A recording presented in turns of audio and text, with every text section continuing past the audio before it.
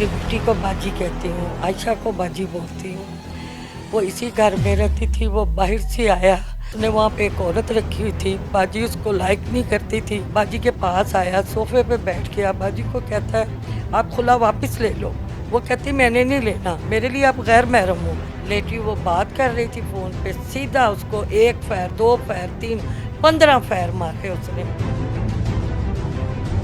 और उसने जब वो फैर मारने के बाद उसका वहाँ से कंगन उठाया, कंगन उठा के मेरी बेटी यहाँ पे नीचे गिर गई है, अपना सर ये बेड के नीचे देती रही है। तो कहता अब आप हॉस्पिटल चली जाओ, मेरी बेटी को होश थी। तो यहाँ पे लहू की नहरें बिछी हुई थी। मेरी बेटी 15 दिन जिंदा रही, 16वें दिन टांग का ऑपरेशन हुआ। मेरी बेटी अल्लाह को प्यारी हो गई।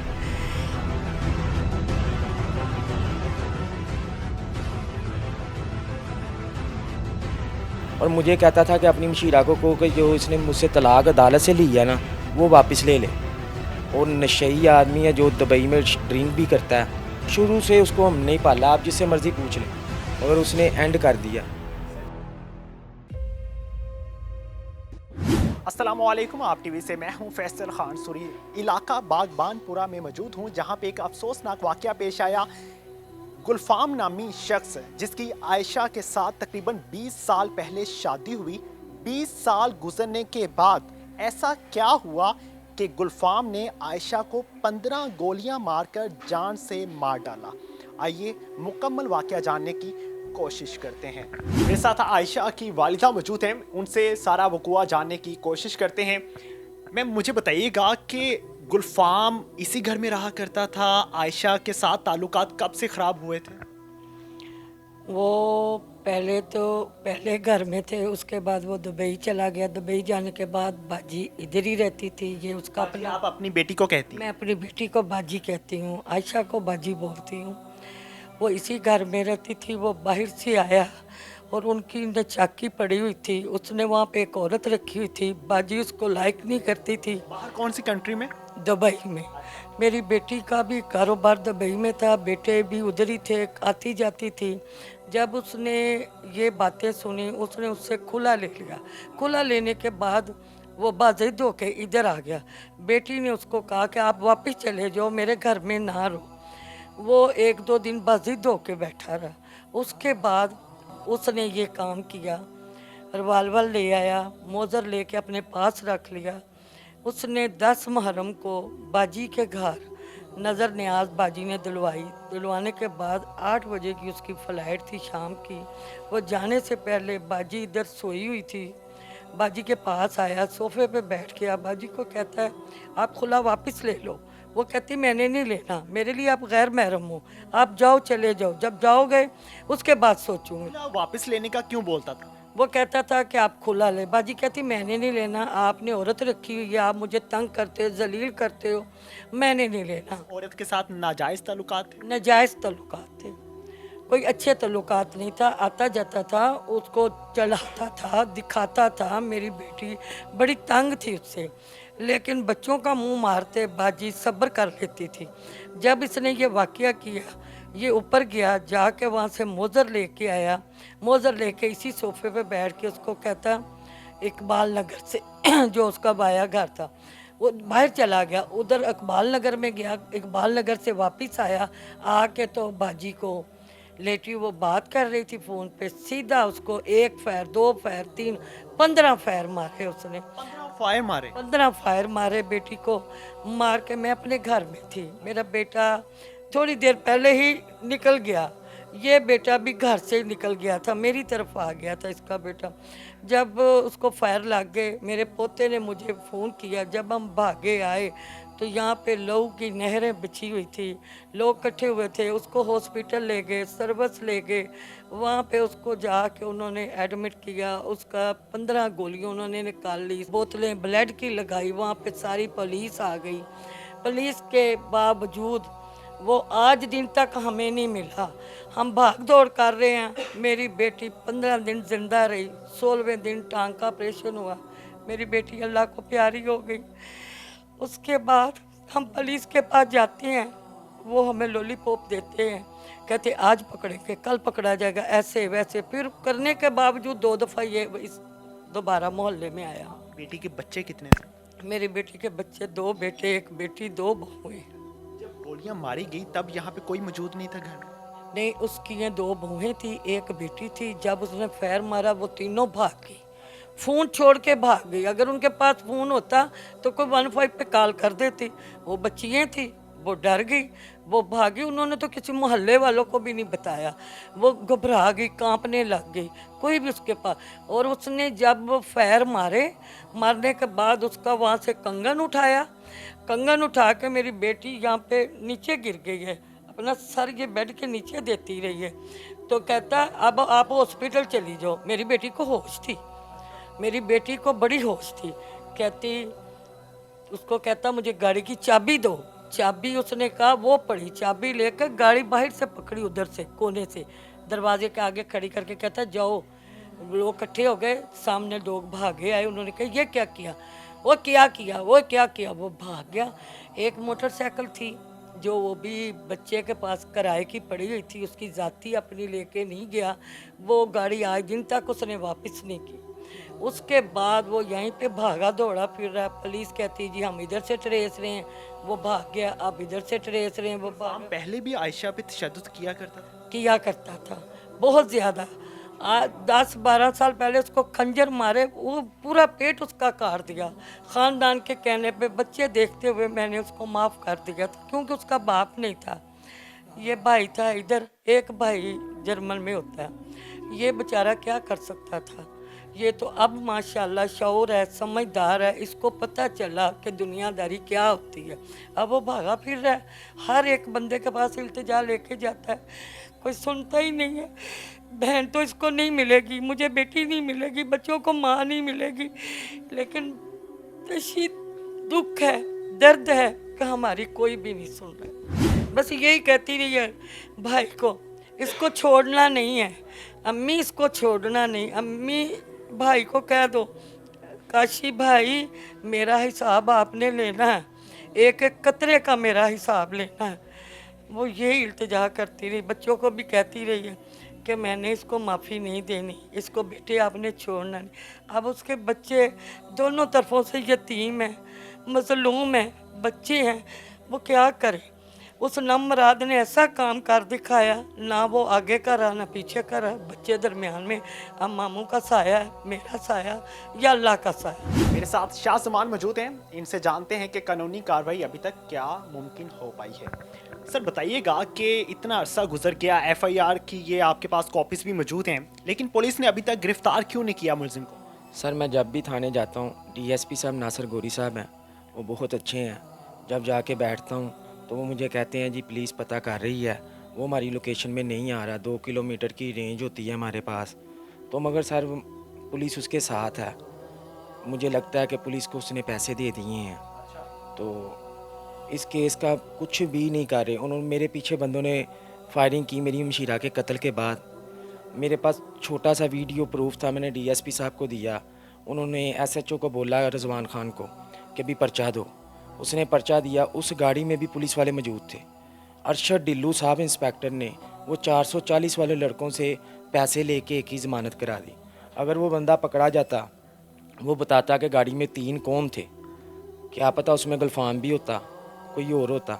मगर सर पुलिस से हमें कोई अब तवक्का नहीं रही। गुलफाम ने जब आपकी बहन को कत्ल किया, उसके बाद भी आपके घर के बाहर फायरिंग हुई?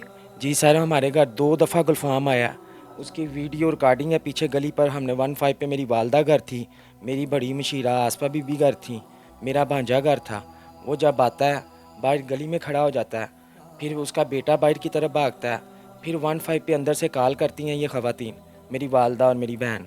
15 पे गाड़ियाँ आती हैं, वो पीछे से ये शालीमार स्कीम के 2 गेट हैं, एक मेन गेट है, एक पीछे बंद की तरफ है, उधर से भाग जाता है। ये मेरा चचाजाद भाई लगता है। अब भाई कहाँ उसने मेरी बहन को कत्ल कर दिया, 15 फायर मारे हैं, और ये हमारे से रंजिश रखते हैं, ये हमारी ख़ानदानी है। 2021 में इन्होंने मुझे जान से मारने का इरादा किया, मेरे दफ्तर पर सीधे फायर की, ये वीडियो बन गई, तो वो इन पे पर्चा हो गया। फिर ये ख़ानदान वाले आ गए जी इनको माफ़ कर दें। अब भी मेरी बहन को इन्होंने कत्ल कर दिया, फिर भी उनकी कोशिश ये है जी केस वापस ले लें। मेरी बहन ने गुलफाम से खुला लिया था। मैडम इरम नज़ीर जाय साहबा ने डिग्री की है, उसकी तस्दीक हुई है, हर पेपर मेरे पास मौजूद हैं सर। वो उस बंदे का तो इधर आना बनता ही नहीं था। खुला लेने के बावजूद कत्ल कर देने की वजह क्या बनी? सर वो मुझे भी उसने कॉल की थी व्हाट्सएप पर, और मुझे कहता था कि अपनी मशीरा को कहो कि जो इसने मुझसे तलाक अदालत से ली है ना, वो वापस ले ले। मगर जब उसका नाजायज ताल्लुक था एक औरत के साथ, तो फिर क्यों चाहता था कि वो खुला वापस ले? सर आई डोंट नो उसके जहन में क्या बात थी, क्या चल रहा था। मगर 2013 में उसने मेरी बहन पर खंजरों का हमला किया था। मैंने तब अपनी वालदा को कहा था, मेरी अकेली के लिए एक बहन थी इधर। गुलफाम नफ्सियाती मरीज था? सर जी वो नफ्सियाती मरीज़ भी है, और सर वो मेडिसन का कोई शरबत वगैरह भी पीता है, और नशई आदमी है जो दुबई में ड्रिंक भी करता है। और उस जिस बीबी को हमने इसके साथ नजायज़ तल्लुकात थे, उस शदरा से उस बीबी को लाए ही पुलिस वाले साथ जाके लाए हैं। वो खातून भी पाकिस्तानी है? जी सर। उसका नाम क्या है? सर सना नाम है उसका, वो शदरा की रहने वाली है। कोट अब आगरा में क्या काम करती है? सर काम का तो मुझे नहीं इतना पता, मैं सिर्फ पुलिस के साथ गया था, उसके घर गया हूँ, उसको पकड़ा, मगर वो उसने मानी कुरानी दिया कि मैंने ना पिस्टल दिया। मेरा तल्लक उसके साथ ज़रूर था, मगर मैंने उसको कोई उससे निकाह किया हुआ था? नहीं सर, उसने निकाह नहीं किया। उधर दुबई ये जब आप समझदार हैं कि दुबई, मगर मेरी हमशीरा को पता लग गया था। मेरी हमशीरा वैसे इससे बड़ी दुखी थी जब से मेरे वाला साहब की सरिये की मिलें थी। मेरे वाला साहब बाबा इकबाल जो के बेटे थे, मियाँ इफ्तार इफ्ती मिल वाले। तो बात ये है कि इस शख्स ने गुलफाम ने, आप मेरे इलाका इकबाल नगर से पूछ लें, करोल बाज़ार से पूछ लें, कि किसी बंदे ने आज दिन तक सर मेरे इलाका में आपको शहादत देंगे कि गुलफाम ने कमाया नहीं है। गुलफाम को पैसे हमारे घर से जाते थे, अम्मी ने बहन को देने, बहन ने गुलफाम को देने, खाना पीना उनका चल रहा था। दुबई में भी वो काम सिर्फ नाम का काम करता था, पैसा इधर से जाता था। बड़े भाई से ले लिया, जर्मन वाले से, सरफराज से। उसने मशीरा को, आपको पता है बहनें अगर रो के फ़ोन करें तो भाई फिर क्या होता है, फिर देना पड़ता है। शुरू से उसको हम नहीं पाला, आप जिससे मर्ज़ी पूछ लें, मगर उसने एंड कर दिया। FIR रोज़ लेकर आप थाने जाते हैं और रोज़ उनकी मिन्नतें करते हैं पुलिस की, इंसाफ मिलने के चांसेस नज़र आते हैं? सर मुझे नहीं मिलने के नज़र आते, क्योंकि मैं 2 माह थाने के बाहर बैठा रहा हूँ। IG फैसल शाहकार साहब को 1787 पे कॉल की। मेरी बहन का कातिल अभी तक है, मैं रोज़ फेसबुक पे लिखता हूँ, मेरे पीछे कभी कोई लड़के लगा देते हैं, कभी कहते हैं पर्चा हटा, मुझे मेरी बहन का हक दिया जाए। मैं मियाँ शहबाज शरीफ साहब से, वज़ीर आज़म पाकिस्तान से अपील करता हूँ, चौधरी परवेज़ लाई वज़ीर आला पंजाब से अपील करता हूँ, IG से अपील करता हूँ, ये आप सियासी छोड़ें, जो हमारे साथ जुल्म हो रहा है, हम मज़लूम है। मेरी बहन के कातिल को कानून के किनारे में तो लाएं। वो आए, वो बताए उसने वेपन किससे लिया, किससे 15 गोलियाँ ली, वो बंदा पता लगे सर। ये एक प्लान के तय हुआ है। इसमें आप जब ये बंदा पकड़ा जाएगा फिर पता लगेगा इसमें कौन कौन शामिल थे। इसमें एक बंदा नहीं है सर, मारा इसने है, मगर इसको जिसने पिस्टल वेल किया और जिसने इसका दिमाग ख़राब किया, वो बंदे सर गिरफ्तार होने चाहिए, मगर पुलिस हमें कोई इंसाफ नहीं दे रही। ऐसा लगता है कि गुलफाम बाहर चला गया हो? नहीं सर, उसका पासपोर्ट मेरे पास था, मैंने DSP साहब के पास किया, उसने कहा वेरी गुड। बाद में DSP साहब ने मुझे कहा कि मैं वो देता हूँ, पासपोर्ट के दफ्तर भेजता हूँ। उधर मैंने उनको ना वो करवा दिया, क्या नाम लेते हैं, इश्तिहारी करा दिया मैंने, तो अब वो बाहर नहीं जा सकता। ये मुझे पुलिस अफसर DSP नासिर गोरी साहब ने लफ्ज़ कहा। पुलिस ने क्या बताया? अभी वो लाहौर में ही रह रहा है? जी, वो पुलिस ने मुझे ये बताया था कि जी वो उसकी लोकेशन ट्रेस होती है। पहले उन्होंने आज से महीना पहले मुझे बताया उसकी शादीपुरा की ट्रेस आ रही है जी। तो मैंने कहा जी आप पकड़ें, आपको जहाँ वो ट्रेस आ रही है आप उसको लाएं। जी हमें नहीं पता लगता, हम 2 किलोमीटर में किधर किधर कौन कौन सा घर जाके खड़काएं, तो सिर्फ हम बंदे खड़े कर सकते हैं। जैसे सर वो कह देते हैं, हम सुन के आ जाते हैं, दबके भी खाने पड़ते हैं। आपको पता जब गेट पे वो पुलिस वाला खड़ा होता है, कांस्टेबल, वो दिल करे तो अंदर जाने दे, उसको बताते हैं जी मदई है, फिर भी वो कहता लाइन च लग जाओ।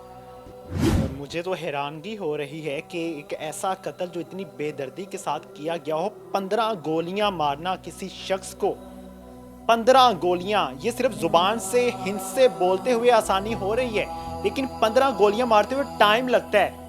और तब तक अगर पुलिस नहीं पहुंचती उस मुकाम तक मुलजिम को पकड़ने के लिए, ये भी इंतहाई अफसोसनाक है। ये कैसी पुलिस है, ये कैसे मुहाफिज हैं जो हमारी कौम की हिफाजत ही नहीं कर पाते और जब ये एफआईआर एक कागज़ आपको दे दिया जाता है, फर्स्ट इंफॉर्मेशन रिपोर्ट आपको दे दी जाती है, और उस एफआईआर को एक रद्दी का कागज़ समझकर ये पुलिस एहलकार इनकार कर देते हैं कि हम तो कोशिश कर रहे हैं, हम तो कोशिश ही कर सकते हैं। जिनके लिए बोलना बहुत आसान है कि कोशिश कर सकते हैं और कोशिश कर रहे हैं, लेकिन जो मदई मुकदमा होता है, जो घर वाले होते हैं, उन पर जो गुजर रही होती है वो शायद इनको मालूम नहीं होता, क्योंकि ये सख्त दिल बन चुके होते हैं। एक माँ बार बार थाने जाए, एक भाई बार बार थाने जाए और वहां पे दरवाजे बंद हों और वहां पे कहा जाए कि हम कोशिश कर रहे हैं, और ये रोज अल्फाज कानों में पढ़ रहे हों, तो उस बहन की याद जरूर आती है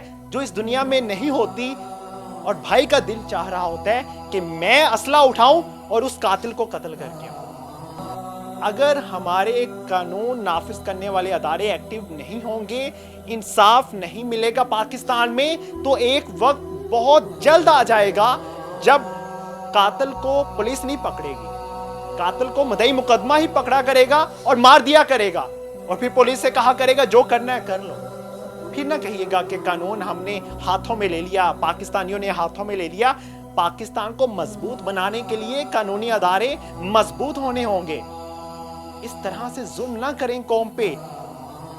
इन आंखों से आंसू जो बहे हैं उनका जवाब आपको देना होगा। इस कौम पे रहम करें, इतना जुल्म ना करें, ये कौम बदजन ना हो जाए, ये कौम आपसे तंग ना आ जाए। इतना जुल्म ना करें, इतना जुल्म ना करें कि अल्लाह का अजाब आए और आप मुआफी मांगने के लायक ना रहें। रहम करें। इसी के साथ मुझे दीजिए इजाजत।